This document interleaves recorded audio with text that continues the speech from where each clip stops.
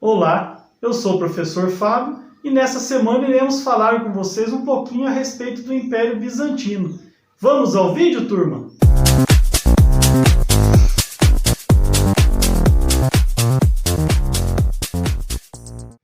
Bom, nessa semana nós estamos iniciando o capítulo 10, do volume 3 da nossa apostila de História do Sistema Aprende Brasil. Estamos começando os nossos estudos a respeito do Império Bizantino. E pontualmente essa semana iremos estudar aspectos referentes à cidade de Constantinopla, capital do Império Bizantino, sua história, enfim, a sua vocação econômica, as suas características físicas, a sua localização estratégica.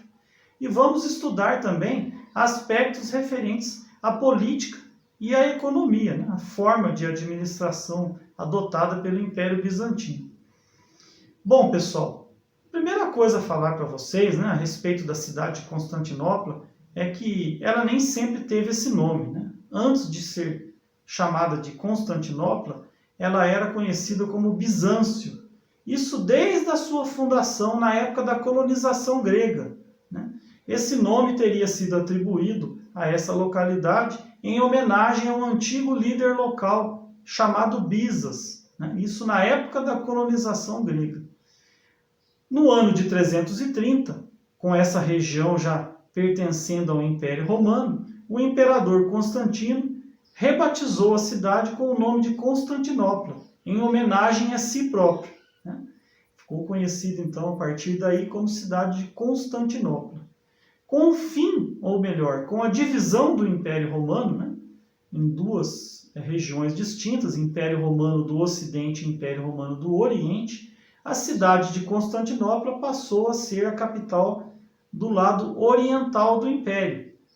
É uma cidade estrategicamente localizada ali no Estreito de Bósforo e na região do Mar de Mármara. É uma região ali mais ou menos fronteiriça entre a Europa e a Ásia, ponto de passagem de muitas mercadorias que vinham do Oriente. Nós podemos citar como exemplo as peles que vinham da região de Moscou, extremamente necessárias para se enfrentar o inverno naquela época. Nós podemos citar também a seda, vinda da China. Nós podemos falar também a respeito das especiarias, os temperos que vinham da Índia, muito necessários para se conservar os alimentos naquela época, conferir um sabor mais agradável aos alimentos, já que nós estamos falando de uma época onde não havia qualquer tipo de conservante artificial e muito menos refrigeração, turma? Bom, no Império havia outras duas cidades muito importantes, que eram as cidades de Tessalônica e Alexandria. Tessalônica ficava no território grego, tinha mais ou menos uma história parecida com a história de Constantinopla, tradições, enfim, cultura. E havia também a cidade de Alexandria, um importante centro de conhecimento, onde viviam ali vários pensadores, filósofos, matemáticos, e também, por se localizar próximo ali ao litoral, o mar Mediterrâneo, era um importante centro comercial. O Império Bizantino, turma, ele sofria a influência de diversos povos que estavam nos limites do seu território. Em algumas regiões relativamente distantes da capital, Constantinopla, outros povos exerciam influência sobre o território e os habitantes do Império. Nós podemos citar, por exemplo, os persas, ali na região da Mesopotâmia, exercendo influência na região da Mesopotâmia, e os árabes na região da Península Arábica, onde haviam ali muitos comerciantes, muitas caravanas de comércio. Com relação ao aspecto político-administrativo do Império Bizantino, nós podemos afirmar para vocês que eles adotaram o mesmo sistema de administração do Império Romano quando ele era um só, uma administração dividida, cujo território era dividido em províncias, onde o poder nesses territórios era delegado a pessoas da confiança do imperador. Nós podemos citar aqui para vocês, frisar para vocês que o poder era exercido de forma muito centralizada. O imperador no Império Bizantino ele era considerado um deus, ele tinha um aspecto de divindade, então ele mantinha em torno de si todo o controle de vários setores administrativos, inclusive da própria religião, dos aspectos religiosos. No palácio do imperador, na sede ali do governo, ficavam também as sedes dos tribunais de justiça, do clero, do aspecto religioso, tudo muito próximo dele, o exército, tudo ali sob os olhos do imperador. O Império Bizantino ele tinha uma população predominantemente rural. Nessas regiões rurais eram produzidos os alimentos, os produtos agrícolas, que eram suficientes para manter o comércio e os impostos em dia, sustentando assim toda a máquina administrativa do Império. Nessas regiões rurais esparsas, as habitações eram bem distantes umas das outras, havia alguns núcleos onde ficavam ali um ou outro edifício governamental, destinado à coleta de impostos, ou mesmo um posto militar, E dessa forma, em relativa paz, diferentemente do lado ocidental do Império, o Império Bizantino permaneceu por muito mais tempo.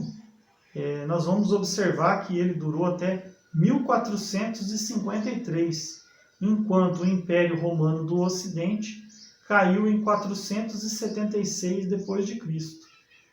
Nós podemos dizer para vocês também que não ficaram totalmente ilesos de conflitos, de guerras. O Império Bizantino enfrentou principalmente os persas.